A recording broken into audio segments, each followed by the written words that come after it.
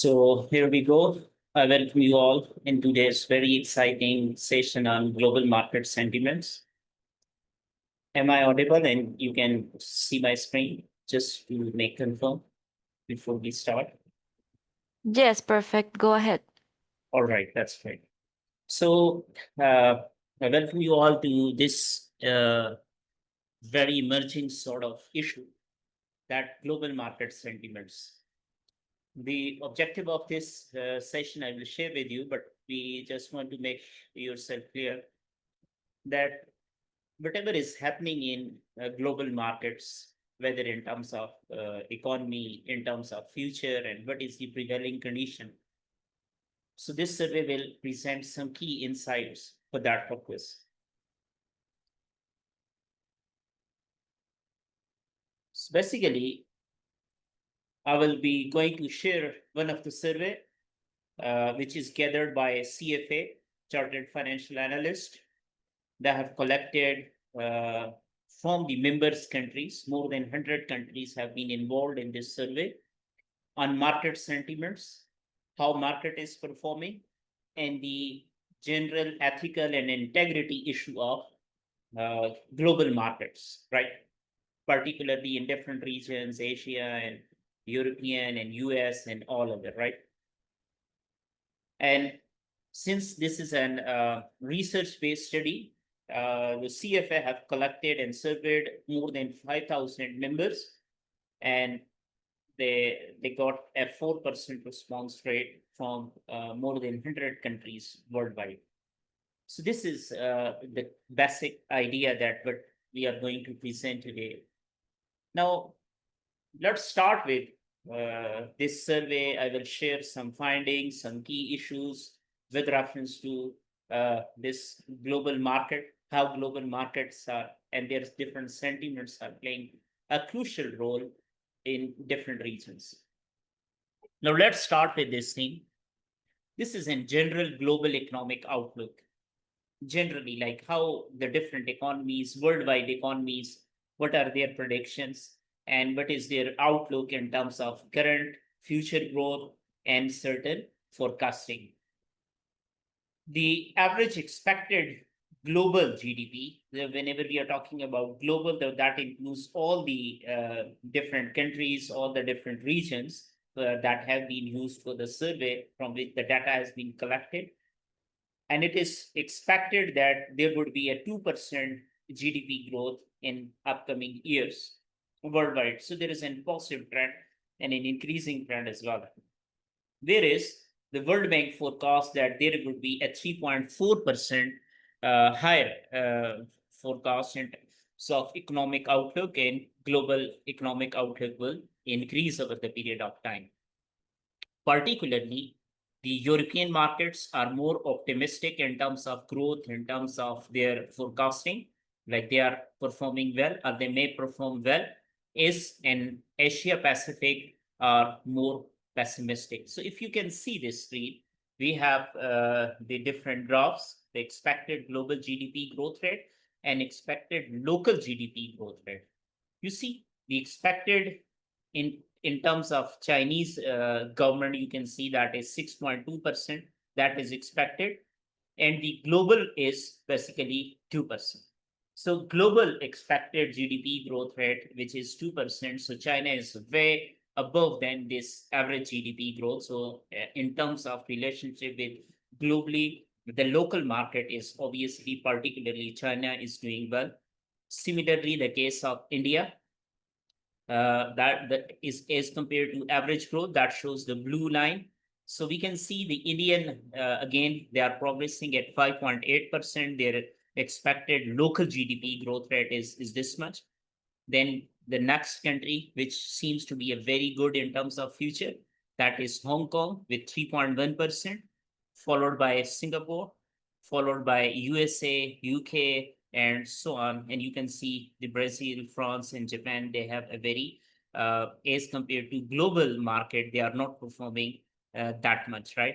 So particularly the European markets are optimistic as compared to expected in local GDP. In terms of market predictions, Now, we know that there are different equity markets, and particularly, like whenever we are dealing with this equity market, so we particularly talk about the investment in shares and stocks and like this. In that sense, the future market predicts that USA it will be performing well in terms of equity markets, and there is 33.5% upward trend as compared to other markets, followed by Chinese market. So Chinese equity market, stock market, they have a potential of an increasing trend. And the market predicts there would be a 9.3% increase in terms of Chinese market, and followed by Indian equity markets. So they are again one of the most important market in terms of how the stocks will be perform over the period of time. So in terms of equity market, USA, China, and India, they are considered as one of the most best performing market as compared to other equity markets. And then the S&P in terms of different indexes, Standard and Poor's 500. So that shows the overall S&P index shows that there would be a 4.8% positive forecast in terms of market movements, in terms of a positive movement, and it is forecasted there would be an 4.8% positive or increasing trend in terms of Standard and Poor's. Whereas we can find that the oil market, the crude oil, that is the Brent, the collection of different oils, there would be a 3.9% reduction forecast in terms of oil market. So obviously there may be different reasons, the prices, we will talk about this thing later on.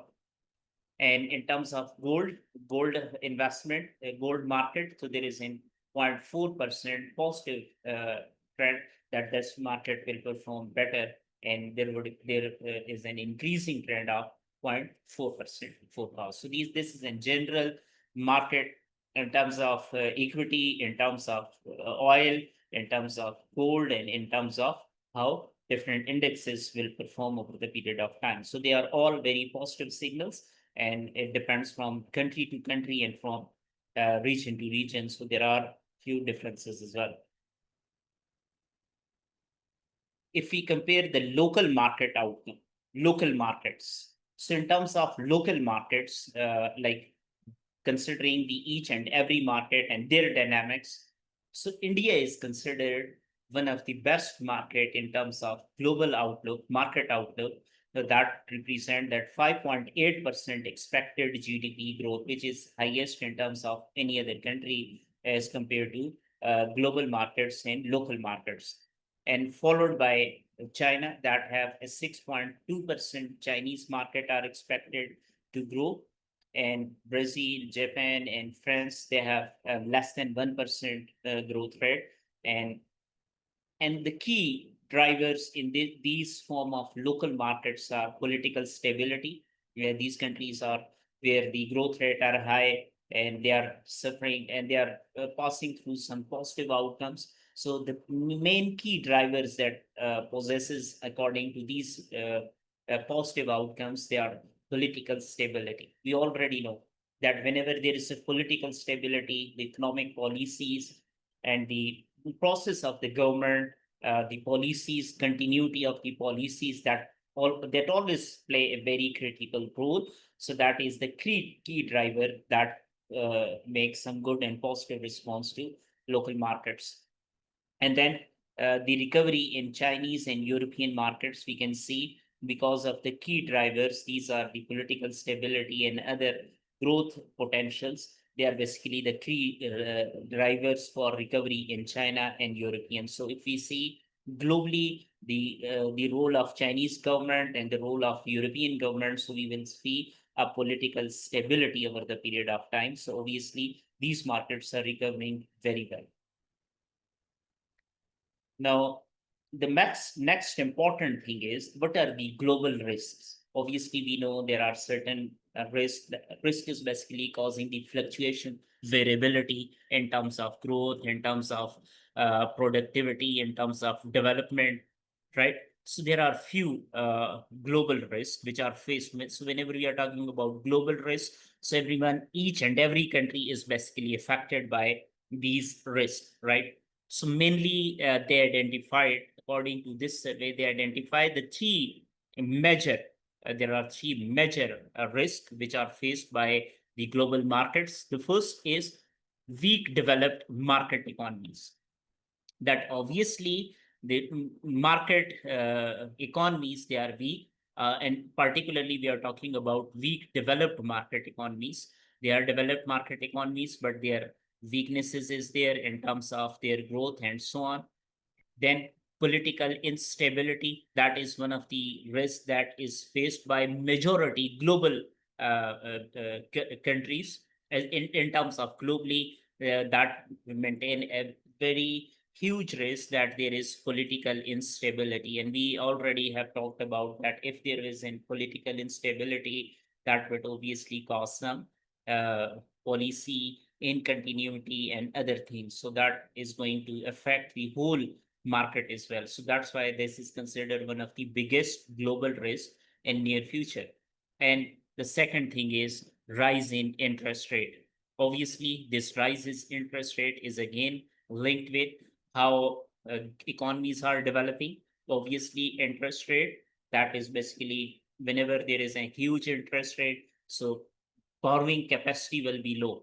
So if I cannot borrow, I cannot borrow and invest in my business. I cannot borrow and invest in my house financing. I cannot finance. I cannot go to bank and ask for leasing to lease my car, to lease my home, right? So there are a lot of issues that are related with interest rates. So it obviously will affect the development of the economy. So that's why these are the three important risks which are identified. And you can see among these three, the highest risk is basically weak developed market economies. You can see the India is facing 44% risk, Brazil is 38, USA 32. So these are their risks. And South Africa is basically facing the rise in interest rate. UK is facing weak developed market economies. Hong Kong, Netherlands, Switzerland, France, Germany, and Australia is again facing the risk of rise in interest rate and so on. Whereas in China, if we can see China is have political instability, and Canada is also got political instability and weak developed economy. So these are the major risks among the global risks which are faced by all the different countries. So top risk is weak developed economy, which represent 30%, and political instability represent 20% globally, right? We are talking about, in this graph, we are talking about each and every country, their specific risk. But globally, the one of the biggest risks, which is faced by all the countries, irrespective of that is China, that is Canada, that is European or whatever. So biggest risk is basically weak developed economies, 30%, and political instability, 20%. And then underestimated risk, that there are risks which is the very potential risk, but they are not very, basically, they are always underestimated. So they are basically political movements, which is 35%, and aging population. Political movements in terms of how these movements are playing role, and obviously these movements are basically causing political instability. And then the aging population in the countries like Japan and other countries, the countries are facing aging population. Their majority of the people of the population is aged one, right? So that is one of the potential. Obviously, we know when you are the aging population, they cannot come up with some new efforts. Their labor intensive sort of skills will be minimum and so on. So that's why this is considered as one of the most important risks. In terms of local markets, we have discussed in terms of globally, and now moving to local markets. So in local markets, we can see that inflationary surprises as a great risk. Inflationary, there is a rising price trend, higher movements in terms of pricing, they are moving upward, and there is always the currency value is decreasing and so on. So these are inflation surprises as a great risk that represent the yellow color. then weak emerging market economies, then weak developed market economies, and political instability. So locally, if we can see, Brazil is facing weak emerging market economies risk, which is 53%, the highest in terms of all the different uh, groups of market, right? Then followed by Hong Kong facing the political instability, then Netherlands, 46% weak developed market economies, then France, and India is facing inflationary surprises as a great risk, that there is an upward trend in terms of prices and the value of the money is decreasing over the period of time. But they assume that for them, for that local market, particularly for India, the inflationary surprises are great at risk. Australia is facing weak emerging market economies. South Africa is facing political instability. Japan is facing political instability as well. China is facing weak emerging market economies risk. So these are the different risks which have been identified, and they are obviously from market to market, from local market to global markets. They are basically different. So moving forward, some few other important things. If we talk about employment prospects, that what will be the employment prospects where is more employment is necessary, we can see surprisingly that India leads in employment prospects. There is more employment opportunities, and that represents 77% expected more opportunity as compared to today, and followed by China, that is 60%. So, what is the main reason that if I ask you that why India is and China is facing 77 and 60% employment prospects, you can see in the graph that India highest, followed by China, then UK, then USA, then Hong Kong, Singapore, Japan, France, Netherlands, Canada, South Africa, Australia, Brazil, Switzerland, and very low percentage of Germany.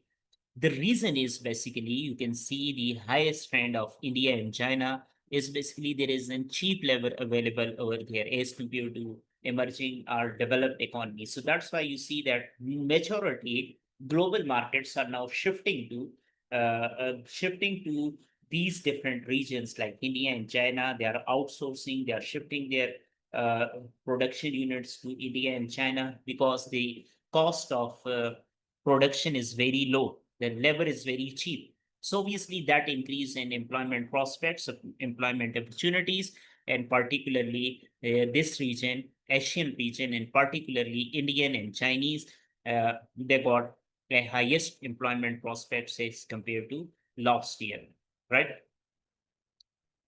So, and we know the reason that why it is happening like this. So obviously, because of the factor of production, the cost of production is very low, cheap labor is available. So that's why the employment prospects are also very high over here. Now, one of the most, another sentiment that plays a very important role, that is the trust on financial practitioners. Financial practitioners like financial institution, insurance companies, mutual fund companies, leasing companies, right? The lending institutions, the people or the brokerage houses, the mutual fund organizations. So all the financial practitioners, right? Insurance companies and so on, whatever the different financial sector is there. So there is an always a trust deficit, how people trust in these financial practitioners. And one of the main issue that what is the relationship between trust and financial practitioners, the lack of ethical culture. This is the main issue whenever we talk about financial practitioners. These practitioners are, in terms of their ethical culture, they lack ethics. Now that represents 63%. That is the main reason the people they don't trust on financial practitioners because their ethical conduct is a big question, right? That represents 63% that is why people don't trust financial institution and practitioners because of the ethical issues. what is the needed actions, that how we can come up with in order to rebuild that trust, in order to complete that trust deficit. That is aligning compensation with investor goals. That aligning compensation with investor goals, that if you achieve your, as an practitioner, as an uh, investment advisors, if I am achieving my investor goals, I will be compensated additionally. Maybe they are paying me bonus, they're paying me some uh, uh, rewards, some commission. So additional compensation, if we can link with it, then the trust will be rebuilt and the ethical issue may be resolved. So that represents 31% that there is a need of aligning compensation with investor goals.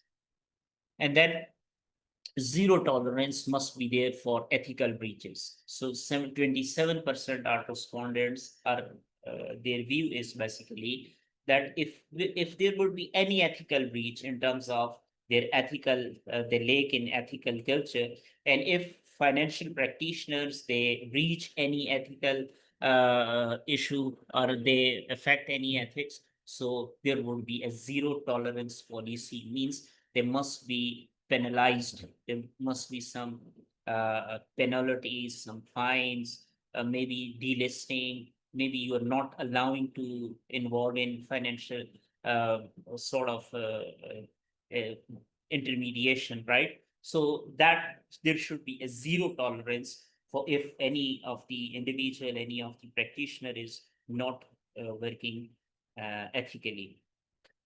So the lack of ethical culture within the financial firm, this is one of the major reasons that we already identified. You can see 63% globally people think that this is a global issue. 63% globally people think. Then poor governance, regulation, and enforcement. Obviously, if there is a zero tolerance and the governance, if we can improve the governance and regulation and enforcement, so obviously the trust on financial practitioner will rise. And that is the major reason that why there exists a lack of trust on financial practitioner. And this poor governance, you can that represents 16%. The second important factor in terms of trust in financial practitioners, followed by market microstructure. Microstructure mean the buying, selling, interest rate, investment mechanism, and all the other different arrangements of buying and selling and market, how market perform basically. And that represent a 6%. And then there are few people that think that I don't think there is lack of trust in the financial industry. So they think the people trust on financial industry, and that is only represent 4%, and others with different opinion. But if we can conclude this, and particularly with reference to region, AMER region, EMA region, and Asia Pacific region, you can see the percentage is 63, 59, 65, 70. So one of the major issue that why people don't trust on financial practitioners, right? That represent that lack of ethical culture within financial firms. And we have talked about these financial industry. So it may include insurance companies, banks, mutual fund company, leasing companies, right? So we can name a lot of them, but and particularly the investment advisors. And you can see very few are in the opinion that they have a trust 4%, 4%, 5%, and 3%. So majority people think that there is a lack of trust in financial practitioners.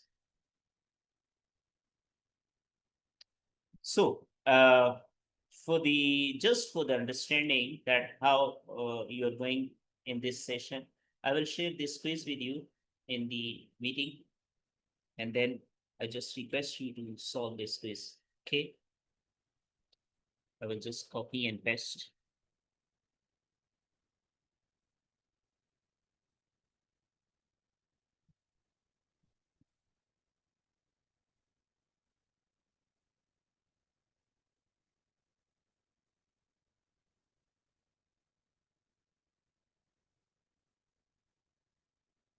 So I have shared in the chat the link. You just go to the link and just quickly solve this quiz that whatever we have talked about, just to make you interactive with me.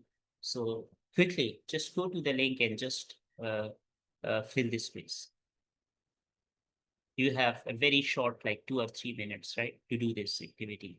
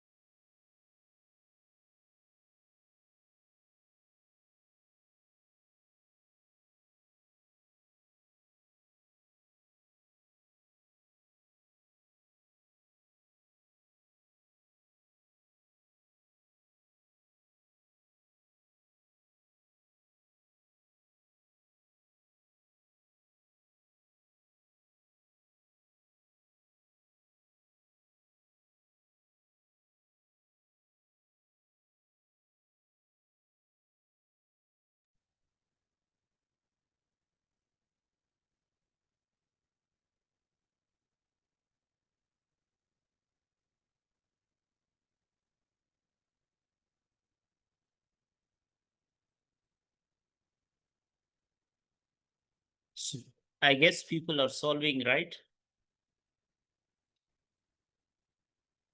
Anyone? You got the link and you are just solving the quiz, whatever we have discussed, just for the moment or for the purpose of making this a very interactive sort of session. I need your response in chat and you can talk if possible.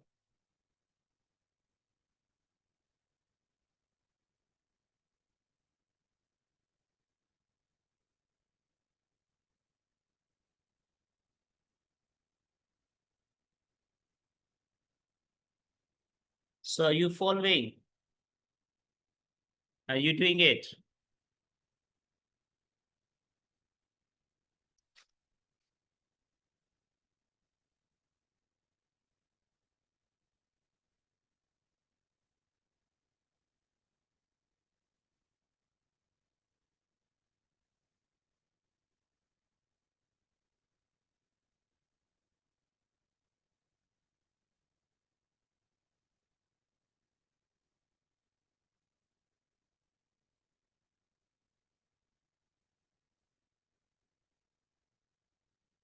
You can unmute yourself, please, if you want to talk.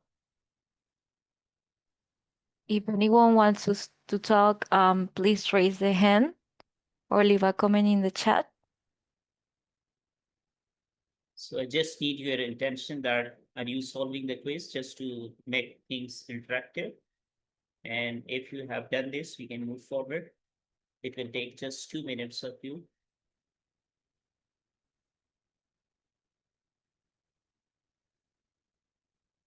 Okay, we have a raised hand.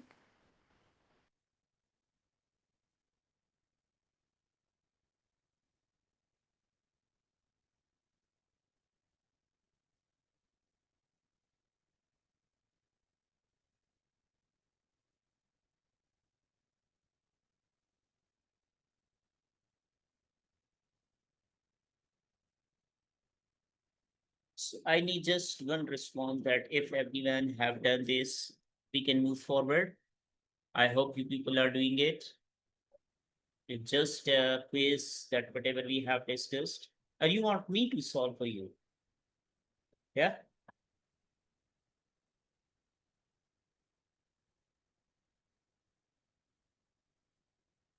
Yeah, it's not easy. All the three questions, I fail to have correct response.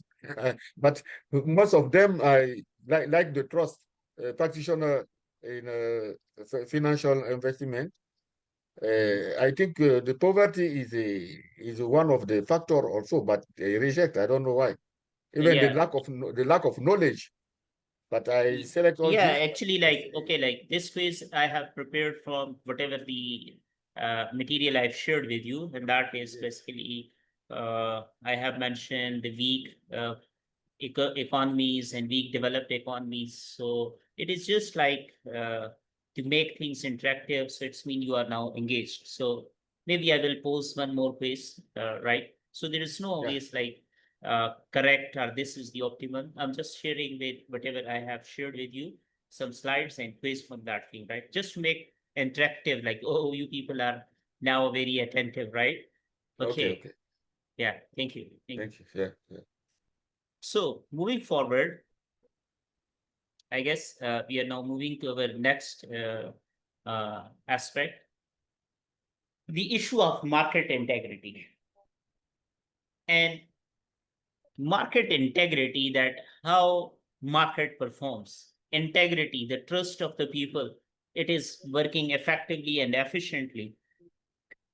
Obviously, we can find a positive outlook that was 21% to now 28%, that market integrity has improved over the period of time. Before going to share these statistics, I'm just giving you a brief idea that whenever we are talking about integrity, so it's mean now the manipulative activities, the fraudulent activities, market frauds, misinformation, misreporting, they are basically decreasing over the period of time. So it's mean market integrity is increasing. So it is an something, right? So integrity means that now people are or the market is performing well in terms of there are less fraudulent activities, there is less misinformation, right? And misfinancial reporting is decreasing. So that's how we define that market integrity is improving over the period of time. And we can see a positive outlook that integrity has increased from 21% to 28%. The concerns are basically market fraud. And there is a 25% increase that market frauds are increasing. Market fraud mean illegal practices, market manipulation, that we have talked before, that the trust of market practitioner is in decreasing because of ethical issue. And one of the ethical issue is basically they are involved in market frauds, right? And that represent 25%, one of the biggest issue faced by global markets. The second important thing is financial reporting integrity.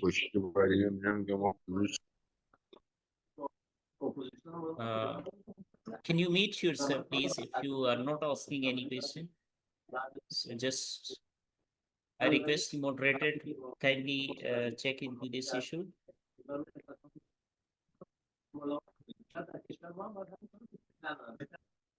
So if you're not asking any questions, so kindly mute yourself. I request moderator to please.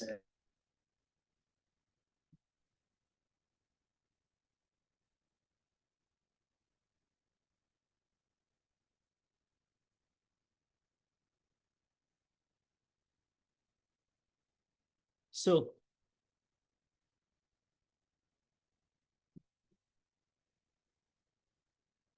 and financial reporting integrity. Financial reporting integrity means there are less fraudulent activities. Financial reporting integrity is increasing by 24%, that now there are less fraudulent activities as compared to previous. And mis-selling remains a key local issue. Mis-selling of information, mis-selling in terms of anything. So that represent a key local issue that it depends from country to country, differences are there. This is, we can just see the major risk, incentives of investment management services, mis-selling by financial advisors, that is the one of the reasons of ethical issue. Market frauds is one of the important issue, ethical issue. Market trading practices, integrity of financial reporting, and disclosure of financial derivatives. So we can see different regions have different statistics, but Australia misaligned incentives of investment management services is a key issue, followed by mis-selling of financial advisors, that financial advisors are mis-selling. Mis-selling means they are using the fake information, fake news, right? So that is one of the biggest issue faced by Australian market. Brazil is facing 23%, that is integrity of financial reporting. So it's mean more financial frauds are there. And if we compare others, so we can find different things like in Hong Kong, we can see the highest percentage of 31% that represent the market frauds, followed by, let's say, if we go to United States, the biggest issue is misaligned incentives, right? So these are the ethical issues faced by the global firms.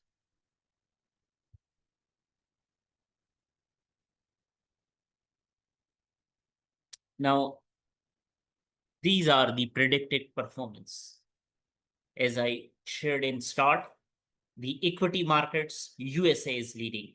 You see the predicted performance that this market will perform, how much that represent more than 30% increasing trend, right? So that shows the USA is leading financial market in terms of financial performance and future predictions, followed by China, that is more than 5%, 8%, almost 8 to 9% increasing trend. In India, about 8.9%, right? China got almost 9.3%, and then Russia with 6.3. So these are the four key equity markets, their prediction that they have an increasing trend.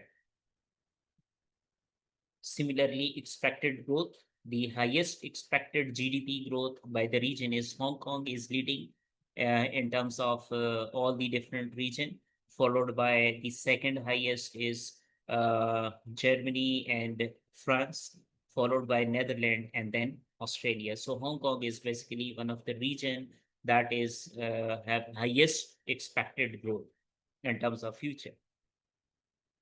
Opportunities, expected opportunities to increase. India got best employment outlook. I have shared it in the slides, followed by China, UK, USA, and Brazil. Now, what is the way forward? Now, this is very important thing. Sectoral outlook, how different sectors are performing. We already know after the COVID, this sentiment covered a long term frame, right? After the COVID 2019 and technological advancement, the introduction of artificial intelligence. Now, they are basically, obviously, over the period of time, we are just getting news and information and all these things that this sector is obviously performing exceptionally well. So in terms of sector outlook, like 2025 and then afterward, it is like something, this sector, technology and AI, dominant driver for investment flows. So you will find that all the investment are basically shifting to this particular sector rather than now. There are different sectors, right? Economy, we have a lot of sectors, but this technology and AI is the one of the most important sector in future that more of the investment are flowing over there. If you remember our last discussion, that was future investment outlook. So we have also identified over there that a lot of investment is taking place in technology and artificial intelligence. So this is one of the sector that got at like highest potential in recently, followed by green energy, and infrastructure. Like these days, green energy, the solar panels, the electric vehicles, like these things we have already discussed in our previous discussion as well, that Tesla and all the different top class manufacturing vehicles, they are now basically moving their engine capacity to electronic vehicles, right? They have different technological advancement. The futures of AI are there. The solar energy, that is one of the leading phenomena in the global sectors, that a lot of investment is basically dealing over there. And then green infrastructure, green building, like the issue of the green, the issue of that less, like there are a lot of discussion on climate change, on environmental protection.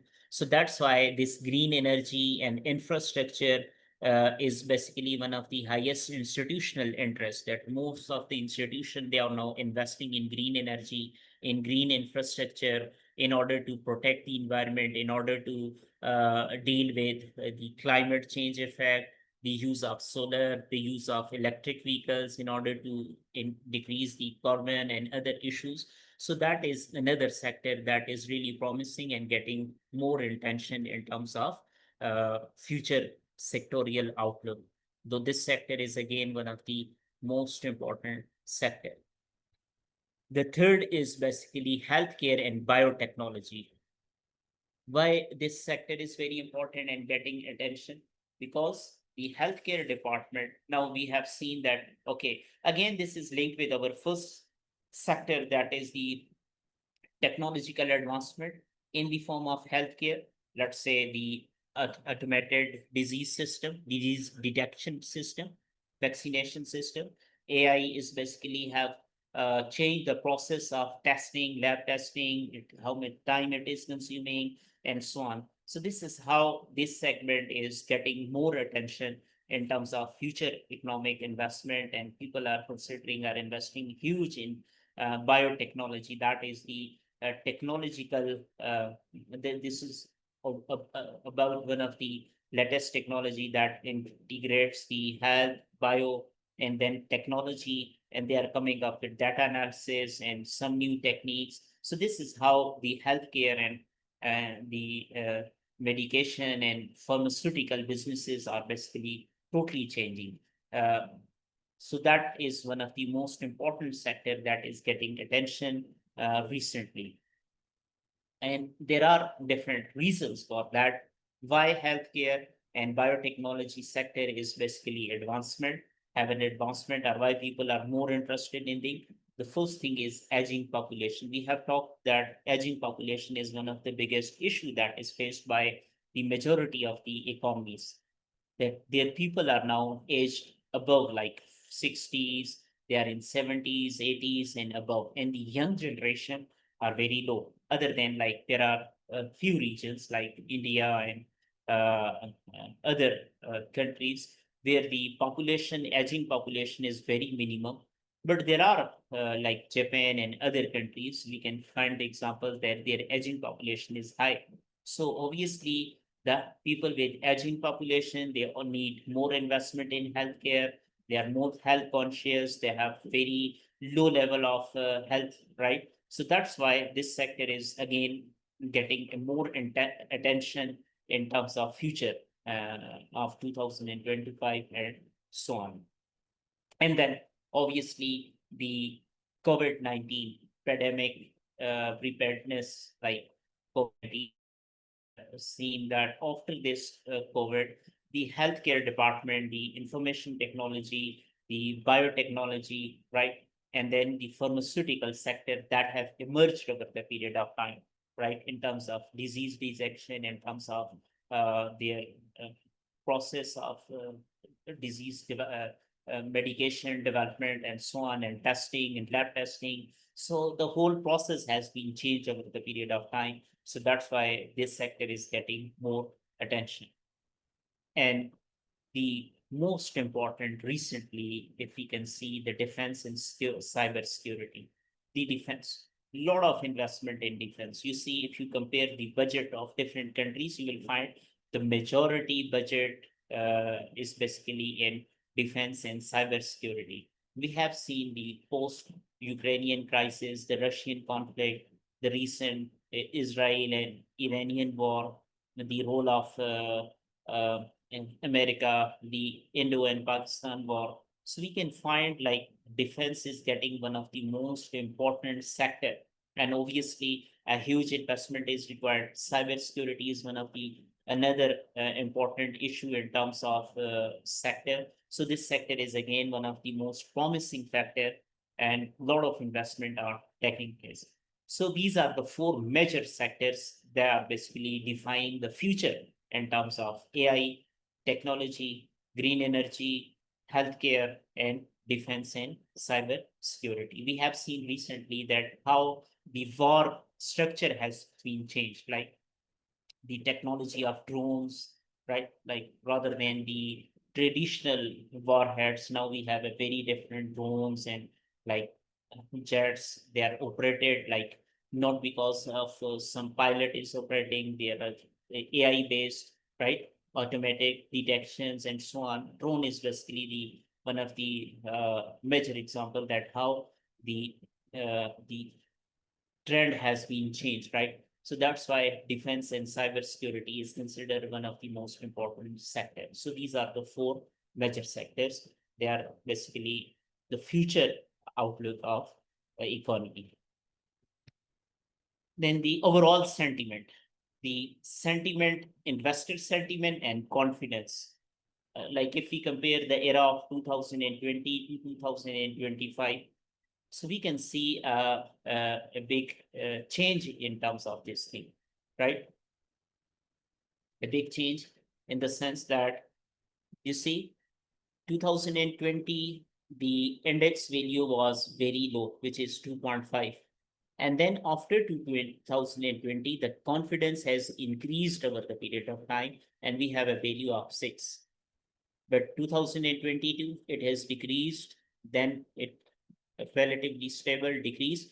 But if you see after April 2025 till now, so that is an increasing trend. So it's mean the confidence and investor sentiments is re-emerging. Now the trust on the market, the investor sentiments and confidence is basically increasing in terms of financial markets or different markets. And we left with now with these future investment opportunities. Private markets. We have talked about like P and VC funding, right? Cloud funding is increasing in climate tech and technology, digital infrastructure. That is the one of the future investment opportunities that they are available with us. And then sustainable finance, the SDG roles, the ESG, economic, social, and global, right? ESG, environmental, social, and governance, environmental issues. So it's not now our financial market, our finance is not only limited to profitability. The concept has changed. Now we are moving from traditional finance to sustainable finance. Sustainable finance mean now environment, social, and governance. 3 factors are defining your profitability, although profitability is one of the sector. But the performance in terms of long-term sustainability is measured on the basis of ESG. So these are the new investment opportunities. Investing in ESG, investing in E, S, and G is now one of the important aspects of sustainable finance. For that purpose, you can see ESG bonds rather than a typical bonds, right? Now ESG bonds are there, green bonds are there, carbon markets are there, green ETFs, right? Again, these are the different financial instruments. So this is how financial instruments from a typical instrument has been changed. And one of the most important is ESG. So this is how the future investment opportunity has changed over the period of time. Then in terms of emerging markets, these markets are considered one of the most important elements of capital inflow. India, Indonesia, Vietnam, they are considered as an hub of capital inflows. People are investing over there. There are a lot of reasons. One of the reasons in these emerging markets is basically the cheap labor and the low cost of production.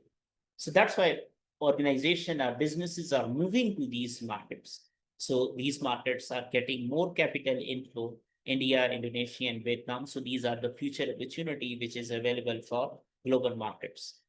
And then alternative assets like blockchain technology and blockchain assets, cryptocurrencies, tokenized real estate. So this is how future investment opportunities has been changed from a traditional way to more technology based as well. Now there are few challenges because of all this scenario that we have discussed. There are different challenges for investors and for policymakers. The first of all is we have discussed one of the biggest issue is issue, ethical enforcement in terms of AI driven assets management. That ethical enforcement must be there. Then you have to need to balance the ESG, environment, social, and global factors with returns. It's not like businesses, they therefore their sustainability as a sustainable model, they must have certain returns, but we have to balance the return and ESG at the same time. Then regulatory harmonization for global inflows, like the cryptocurrency rules in China, in India, in US, in European markets, in Asian markets. So there must be an harmonization that from the regulatory perspective, the global capital flow is only possible that if there is regulatory harmonization. Few countries, they think the cryptocurrencies are not legal, and few things they are legal. So it should be the same standard in terms of regulations, right? And harmonization will obviously increase the global capital flow. And then need of financial literacy in AI and fintech era. The people must be educated in terms of financial literacy. They must know the importance of financial management. They must know the importance of investment, investors, right? So all these things and their fintech knowledge, financial technology knowledge must be there. So if we can do this thing, then whatever the future opportunity we have seen, so we can easily come up with these things. So obviously, regulator have to play a crucial role in terms of managing all these things. They have to improve systematic risk, enforcement of law. This is an disclosure requirements must be at highest level. So these are the two main things on which regulator have to be worked on. Enforcement and improving the systematic risk. Overall market risk must be minimum. And from from firm context, ethical alignment should be there. A firm should be very ethically responsible, and compensation and standards must be according to the ethical norms and up to the mark. So this is the way forward, that how this sentiment and global markets may achieve a highest growth over the period of time. So that was a brief about global market sentiments, different issues. So now the house is open. If you have any question, you can ask, please. Thank you for the session. Thank you, Syed. We have around 8 minutes of questions, so let's see if anyone has a question. So the first one would be CC Jules. Okay, my question is I have a few questions, depend on the presentation. Okay, can we have employment prospect for US and over European developed countries in Africa, instead only talking about 77% of India and 60% of China, because maybe they are not relevant in this case. This was first question. If you can, maybe you can answer question by question. Yeah, okay. Like, okay, if obviously, like, it is not like overall global employment, they got 50 and 70. There is an increasing trend that from the last year, there is 60% more employment for Indian market, and there is 60% more employment in Chinese market. And the basic Yes. reason is, the Yeah, basic reason is 77% for India and 60% for 60% China. for For China. China. It has Yeah. increased from the last year to this year. The future Okay. shows this thing. And the main reason is, if you see the majority multinational companies, the US, even Apple and all the different major companies, they have shifted their units to China and they are outsourcing from India. because the factor of production, the cost of production and labor is very minimum, right? So let's see the majority of the companies, they are moving to this region, right? And obviously they are moving to this region. They have in production plants over there. So they will hire the local people. So that's why the employment opportunities are increasing in these nations, particularly. I have For just, example, yeah, just for example, if a US company move to China and hire China's people, people workers, so it's not they are not hired by China's companies, but by US companies. Is it appropriate to say this employment is from local China employment policy or from foreign US employment? okay, you see, look, I will just want to clear this issue. Like let's say the Apple company is moving from US to China, right? Yeah, yeah. So now they have their plant over there. Why they have moved? Because the China got two very big advantage. The number one is the cost of production is low and the cheap labor is available. You see, when I'm saying the cheap labor is available, so it's mean I'm not talking about they are hiring US people in China.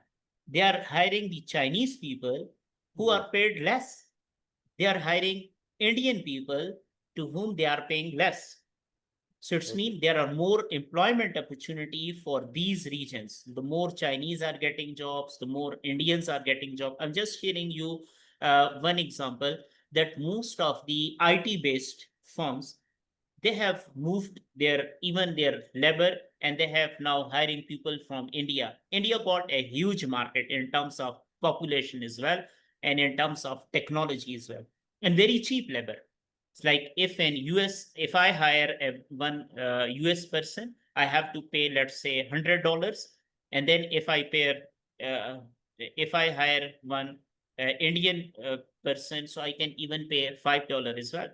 So this is Yeah, why I am shifted, right? So if yeah, I'm yeah. shifting to that place, so there are more employment opportunity, and why I am getting this employment opportunity because I'm paying less and I am Yes. rewarded. So this is how the wages and cost of production differences. That's why these economies got more potential in terms of employment Okay. opportunities. Okay, thank you. A second question, market prediction performance, is it updated? Is up to date, 2025, or is past years? Which one? The market prediction performance is updated or is for past years? Market prediction in terms Perf of performance. Because you show a graph, you show a cart of market prediction performance, where you have USA yeah, yeah. as the top This as is equity markets. This is equity markets. but this one is updated Yeah, or yeah, is updated one. No, okay. updated one. And this shows that equity markets, they are predicted more. And US is obviously in terms of financial markets, in terms of equity market, they are performing exceptionally well. Okay. For the other outlook, maybe it is related to the same question. I don't see USA, Europe, and Africa, and so on regarding the future investment opportunities. You Yeah. just talk about yeah, yeah, yeah. I think no, I don't see. You just talk about future investment opportunities, not for USA, Europe, and Africa. No, this That's is my just question. like future investment Yeah, opportunities in terms of the yeah, sectors, right? yeah, That how investment is taking place. yeah, Obviously, yeah, if we yeah. see, By if sector, yeah. yeah, by sector. Yeah, by Mm-hmm. sector, we are like obviously sector got, but if we see the majority, if irrespective of different countries, right? This can be obviously the most AI transformation, green energy, healthcare, and defense. US is investing too much, right? Yeah, So it is not uh, country or region specific. It is for each country which sector is getting more attention, right? So this is how obviously the advancement in AI in terms of healthcare, in terms of defense, the US is investing huge. Obviously, we know this thing, the Tesla and EV, electronic vehicles, the solar technology. So this, if I'm talking about sectoral outlook, irrespective of regional, right? But for each country, these are the major sectors they are performing well. I saw. What is the ASG? In the last question, ASG. You're talking about ESG. ASG. Yes. Now, ESG, firms, balancing ESG. actually, the concept that was started, corporate social responsibility, right? That corporation must be socially responsible. The emerging these days, now the issue is more towards that environment. You have to consider environment, you have to consider social, and you have to consider governance, right? Okay. ESG. So I you see. have Okay. to manage all these things in order to be more responsible. So social responsibility, corporate social responsibility is now have emerged as ESG, environment, social, and governance.